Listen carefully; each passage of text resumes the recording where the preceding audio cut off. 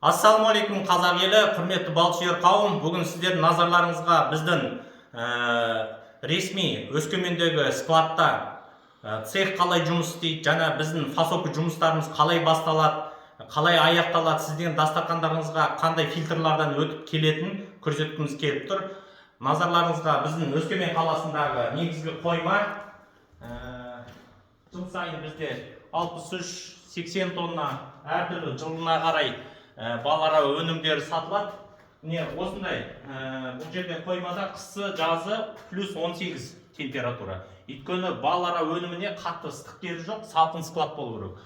Осы жаңа рохля деген нәрсе бар. Сонымен мынаны көтеріп, осы складтың ішіне кіргізіледі.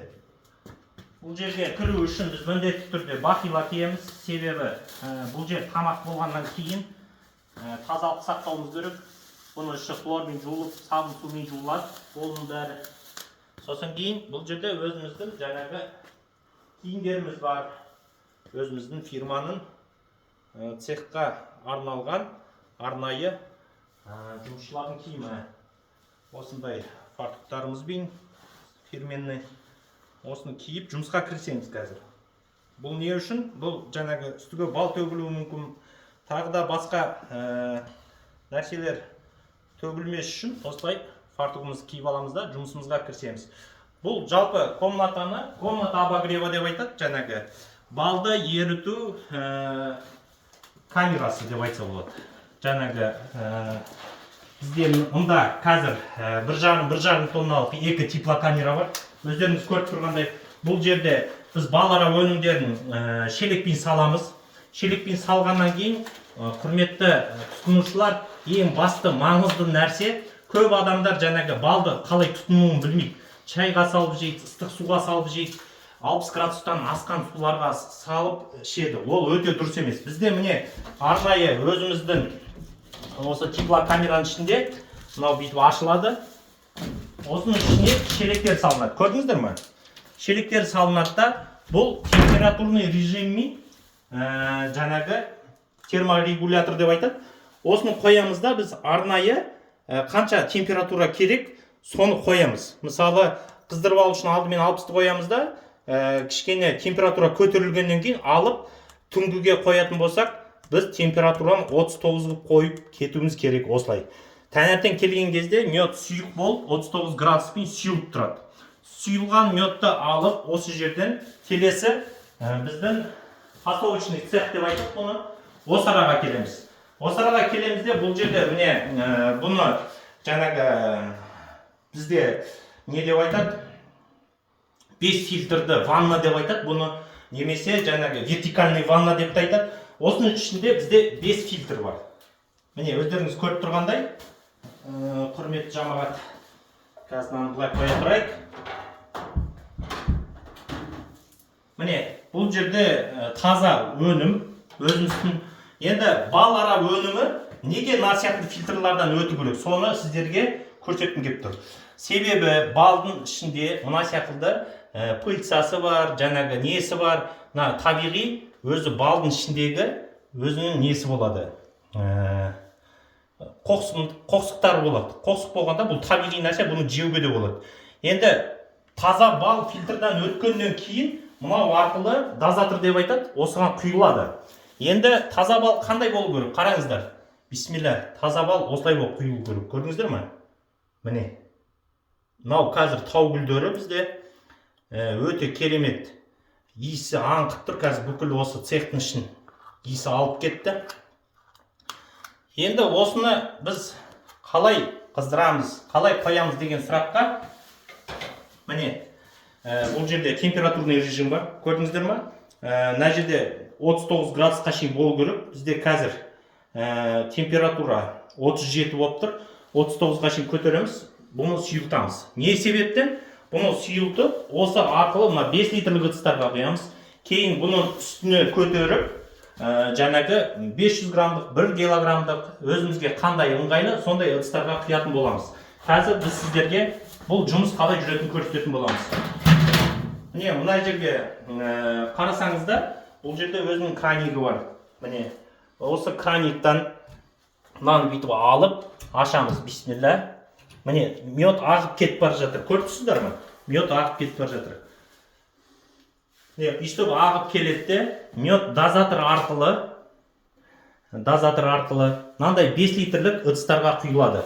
Бұны төмен қойған себебіміз, өйткені мынаны жоғарыға қойсақ өте жоғары болып кетеді де, мынаның уровеньмен тура келмейді. Сол себептен осылай қойылады да, міне мынаны басамыз, бисмилля. Негізі аяқпен де басуға болады. Өйстіп тап-таза фильтрдан өткен таза бал осылайша сіздердің дастархандарыңызға келеді. Қысты күні балды қыздырған кезде міндетті түрде өзінің температурасына сай қыздыру қажет. Себебі 62 градустан температура асып бал қызитын болса, онда балдың ішіндегі емдік құрамдарының бәрі жойылады. Былайша айтқанда, тәттілігінен басқа сізге ешқандай пайда бермейді, шифасын бермейді. Сол үшін ыстық шайға да салып, балды араластырып ішуге болмайды. Өйткені біздің шайымыздың температурасы 60 градустан жоғары болады, қайнаған су. Сол себептен бізде міне осылай құйылады балара өнімі. Бүкіл инструкциясы бойынша барлық көрсеткіштер бойынша барлығы сақталады. Және де бізде арнайы міне зертханадан өткен өзіміздің сертификат бар. Бұл сертификат СНГ бойынша жарайды. Бұл жерде сертификаттың жаңағы шыққан қандай нәрсе, қандай болу керек, қай ГОСТқа сай болу керек. Сосын кейін жаңағы лабораторияның шыққан проценттік жаңағы ішінде қанша фруктоза, глюкоза, сосын кейін ылғалдылығы қанша, барлығы жазылған. Бұл сертификатпен Қазақстан бойынша шетелге де шыға бересіздер. Бұл жерде міне копия расталған деген менің қолыммен біздің компанияның печаты, және бұл сертификат кімге берілген, қай адрес, барлық нәрселер жазылған. Көрдіңіздер ме? Сол себептен бізде сертификатталған зертханадан өткен табиғи таза бал. Балара өнімдерін тұтынып, денсаулықтарыңызды қуаттаңыздар. Алдағы уақытта біз бұдан да көп мағлұматтар жіберетін боламыз. Лайк басып, біздің YouTube каналымызға жазылып, әрдайым комментарий жазып отырыңыздар.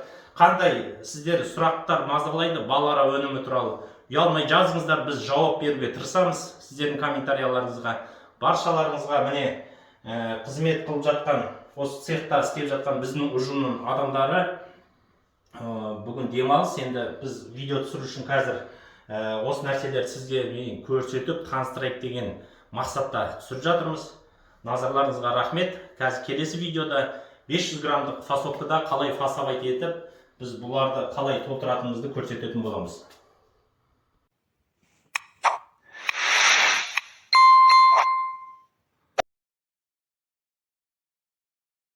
Міне осылайша 500 граммдық ыдыстарды ыдысты қойдық.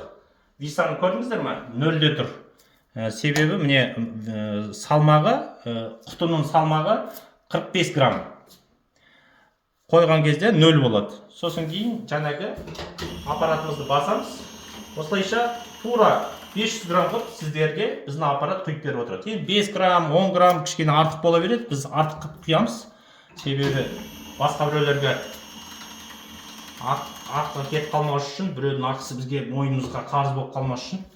Осылайша өйстіп фасовка жұмыстар жүреді бұл жерде.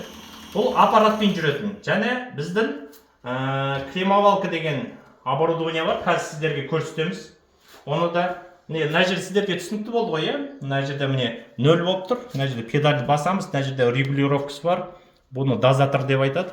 Польский оборудование Lison деген компанияның. Көп жылдар болды, біз 9 жылдан асты осы компаниямен жұмыс жасаймыз. Себебі өте сапалы, металдары бәрі, былайша айтқанда, тамаққа арналған металдар, арнайы. Өйстіп жұмыстарымыз жүреді бұл цехта. Енді сіздерге біздің кремовалка деген оборудованиеміз бар. Бұл бізде жаңағы 2 тәулік бойы 48 сағат деп тұр, өздеріңіз көріп тұрғандай 48 сағат жұмыс істейді. Медті крем жасау үшін сүт сияқты әппақ болады. 1 сағат істейді, 15 минут демалады. 1 сағат істейді, 15 минут демалады.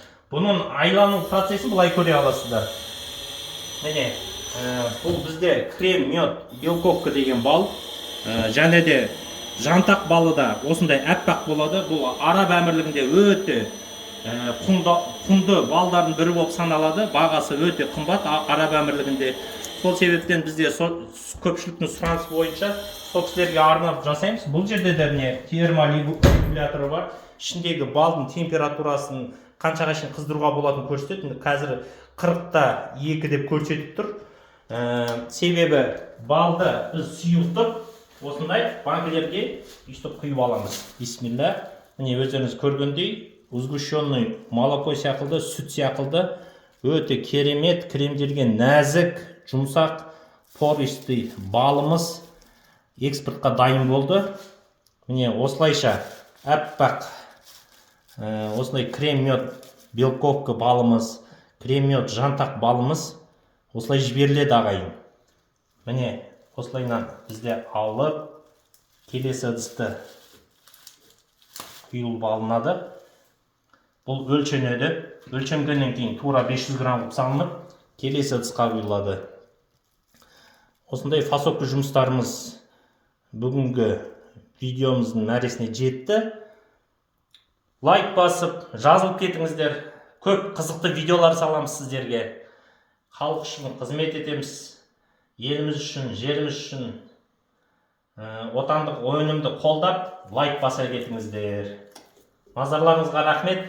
Келесі күні кездескенше.